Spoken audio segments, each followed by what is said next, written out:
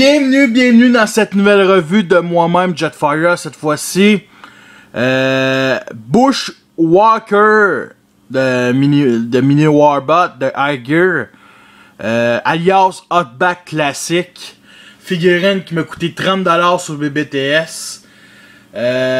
J'ai déjà son repeint et je savais très bien que c'est que j'allais acheter. Et je vais vous montrer ça. Voici la boîte. C'est écrit Mini Warrior, T-Al-Fun. Une description, là, un artwork. Les premières images qu'on a eues, c'était ça. Ce qu'on avait vu sur internet. C'était un repeint de Brown. Fait que je savais déjà la qualité de plastique. Je savais aussi que Hotback était un repeint de Brown dans G1. Fait que je le voulais. C'est sûr que j'attendais une version classique d'Hotback, mais plutôt Fallback, parce que c'est plutôt rendu ça son nom. En part ça, vraiment. 3D Concept Tordaza, c'est 18 ans et plus. Bon, pas grand chose vraiment à dire. Ça, c'est l'image en 3D.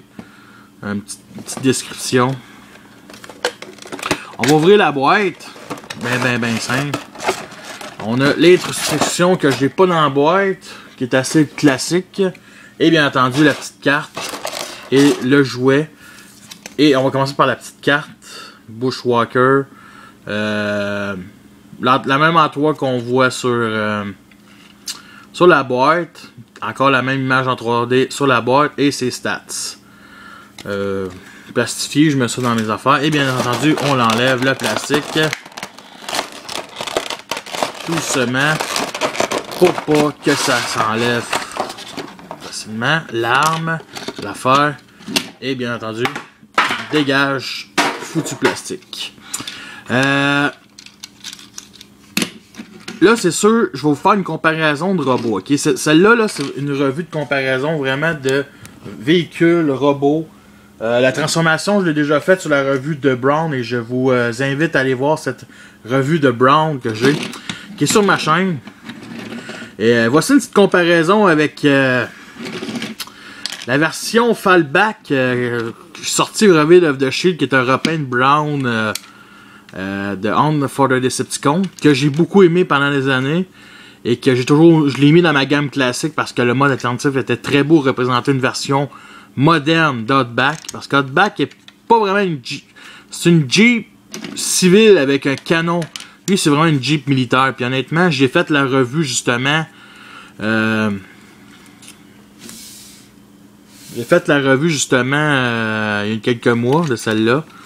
Puis honnêtement, ça représente très bien le personnage. Mais bon.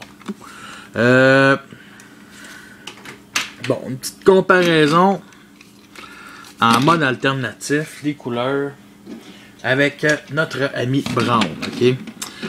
Brown est vert et jaune. Lui est blanc et jaune. Okay? Il y a à peu près le jaune est à peu près pareil. Mais bon, c'est vraiment une description en mode alternatif. Comme vous voyez, il manque Brown, cette petite affaire-là. Vraiment un peu de dommage que je l'ai pas. Ça se pourrait-tu que l'autre, notre cher ami Rodimus l'a perdu ou quand il me l'a donné, je l'ai perdu moi-même dans le sac qu'il m'a donné. En tout cas, ça serait... En tout cas. Vraiment rien à dire de négatif côté couleur. C'est à peu près... les phares restent noirs. Les jantes restent pareilles. Tout est pareil. C'est juste les couleurs qui sont différentes. Vraiment rien de dire à négatif. Tant que ça. Avec le canon, bien entendu. Parce que ce qui fait différenter Hotback dans son jouet G1, c'est que le canon pouvait se mettre ici sur le toit. Et lui ne fait pas exception, mais il y a quelque chose que je déteste. Il est très serré, ok? Extrêmement serré. Et bien entendu se met sur le top de même. Et ça fait un moins ridicule que le 12 de Brown. Bon, voici une petite comparaison avec la version Fallback du film. Bien entendu, beaucoup plus massive. Lui est beaucoup plus petit. C'est quand même un Deluxe assez classique, lui. À peu près la même grosseur, je dirais. Sinon, c'est sûr que je préfère la version à la G1 que du film. Mais celle-là du film est quand même géniale. Bon. Une petite comparaison avec Brawl. Bon. En mode robot, ce qui ce qui est vraiment différent, c'est que, ben, c'est sûr, la couleur basique. Lui, il a le ton blanc ici sur le torse. Mieux que lui. Et lui, il a peinturé chromé ici sur les jambes. Et lui, il n'y a rien. Un peu dommage. À part ça, c'est le même jaune. Ici, c'est blanc. Lui, c'est noir. Vraiment, rien à dire vraiment de comparaison. C'est la même affaire. C'est sûr que les armes sont différentes. Et justement, l'arme. Là, je sais pas pourquoi, mais c'est parce qu'il y a de la manière dont on peut aussi installer, mettre le mode robot comme ça, avec les petites ailes comme ceci. Moi, j'aime vraiment pas ça, mais là, il se penche bien trop, là. Bon. Comme je disais, l'arme. L'arme, là. Et on reste. Bon, ça va-tu casser? Bon. Je dirais à date, le point négatif vraiment qui me dérange, là, c'est le fait que ça, c'est trop petit et que ça, c'est trop gros. Au début, il faut vraiment le bouger comme ça pour qu'il rentre parce que sérieusement, ça galère vraiment. Sinon, ce que j'en remarque tout de suite, c'est chromé ici, sur les bras, comparé à lui, que c'est les mêmes couleurs. Fait que c'est vraiment intéressant. Sinon, l'arme, ok? L'arme, là, c'est la qualité de plastique cassant. C'est à chier, ok? Je paye 30$ cette figurine-là, ok? Surtout qu'au départ, elle était sûrement 40-50$. Ce plastique-là peut se séparer en deux et n'est pas capable de tenir, ok? Checkez ça. Comme ça. L'arme est divisée en deux. Ok? Et honnêtement, là, c'est de l'élastique chenoute, ok? Sinon, on peut le mettre comme ça, mais il y a toujours une partie de l'extrême qui sort quand des fois tu bouges trop. Fait que c'est vraiment un extrêmement point négatif pour ça. Un jour, ça va casser, ça c'est certain. Vraiment dommage. Par contre, il y a une chose que j'aime, c'est sa tronche. Ok, sa tronche, une visière comme ça, une petite bouche, une visière bleue. Vraiment, vraiment, j'aime beaucoup sa tête. Et comme Pum Brown, on peut avoir un visage style Battle Mask. Visage, comme je disais, c'est ça. En tournant la tête. Et la tourne est galère pour la tourner. Bon, comme ça. Bon.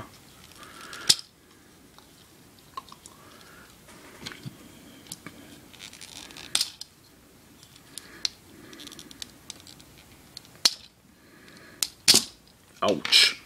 Et nous avons notre visière Battle Mask à la G1 comme ça. Il y a même une petite trappe pour la bouche. Fait que non, j'aime bien. Je trouve ça cute, man. Vraiment, ça fait différent. Je dirais pas visage. Je sais pas si c'est inspiré vraiment du visage G1. Mais une chose, ça lui fait Battle Mask. Et ça lui va très bien.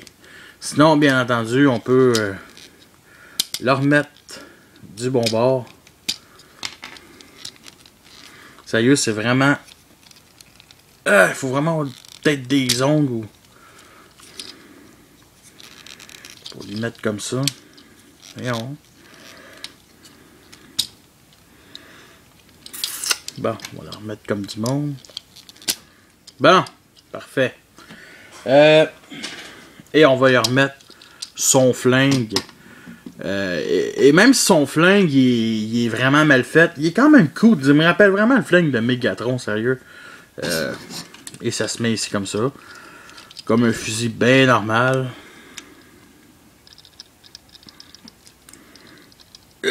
Bon. Idéal vu qu'il est tellement tighté qu'on bouge comme ça pour l'installer dedans. On s'arrange pour l'enfoncer bien comme du monde. Et il va rester de même pendant un petit bout. Et nous avons quand même notre gear.